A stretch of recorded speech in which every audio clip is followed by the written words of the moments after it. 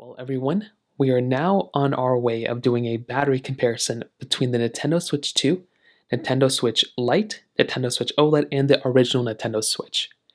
Now, the way this battery comparison is going to work, and you can see my foot right here, basically I have all these particular switches basically maxed out on their brightness.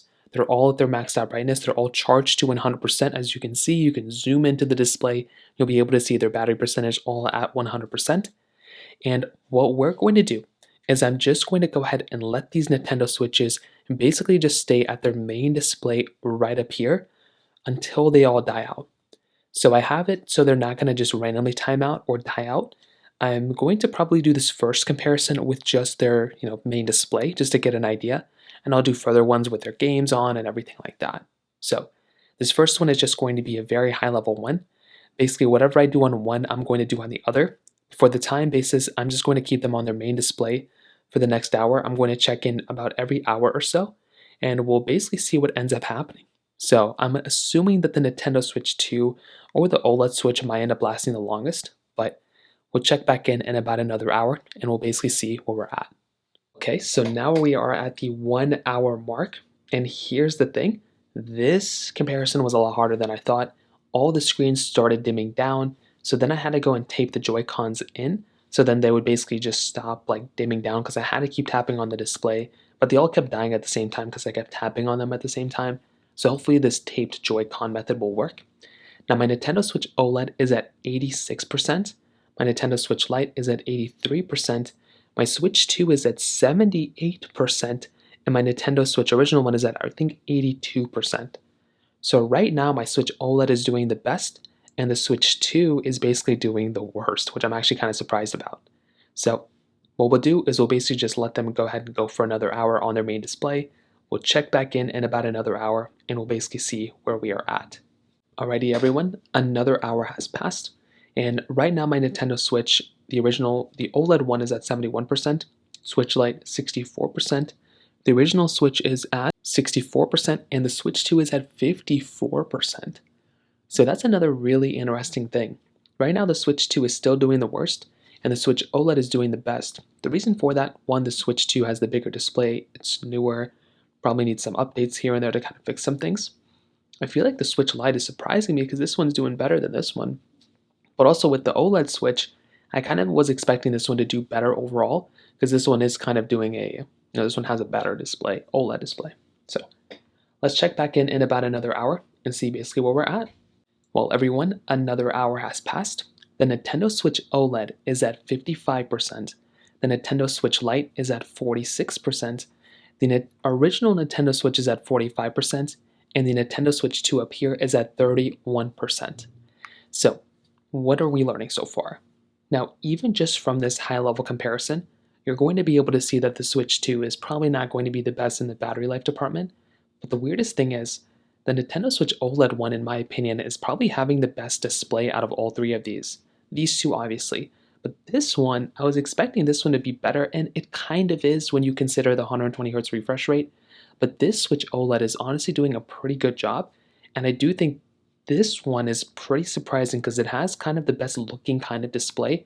It's also giving you the best battery life. So once the Switch 2 OLED comes out, that one's probably going to have better battery life than all four of these. Well, yeah, so let's check back in about another hour and basically see where we're at. Alright everyone, we are at the 5 hour mark, and the Nintendo Switch 2 actually ended up dying at the 4 hour and 37 minute mark. The reason that I know this, it's not magic, I actually keep a time lapse on the side right here, and you can see at around the 4 hour and 37 minute mark, my Nintendo Switch 2 ended up dying. So you can see it was on for that whole entire time, and then around 4 hours and 37 minutes right there, it ended up dying right there. So, kind of interesting. Now the Nintendo Switch 1 is still at about 5%, which is pretty surprising. My Nintendo Switch OLED is at 24%, which is incredible to have inside of this type of device. And my Nintendo Switch Lite is at 7%. So the fact that my Nintendo Switch Lite is at 7, this is at around 5, and my OLED Switch is at 24% is pretty crazy because that means my OLED Switch is giving me such good battery life, it's not even funny. Now, I will go and let these kind of, die out for like another hour, and I would imagine within the next hour, these two are going to be dead, and then my Switch OLED will basically be alive, and this one will be the winner of basically this whole entire comparison. So the original Nintendo Switch ended up dying at the 5 hour and 23-minute mark. Now that's something that's pretty interesting because if you think about it, this original Nintendo Switch I've had since basically not day one, but since like 2019, I think. I've been through a lot with this thing. The battery's degraded like crazy. It is not at full capacity. And this one still lasted much longer than the Nintendo Switch 2, brand new.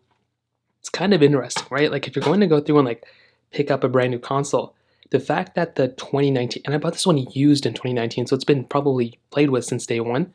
I'm pretty surprised that this console lasted that long, especially on its main display.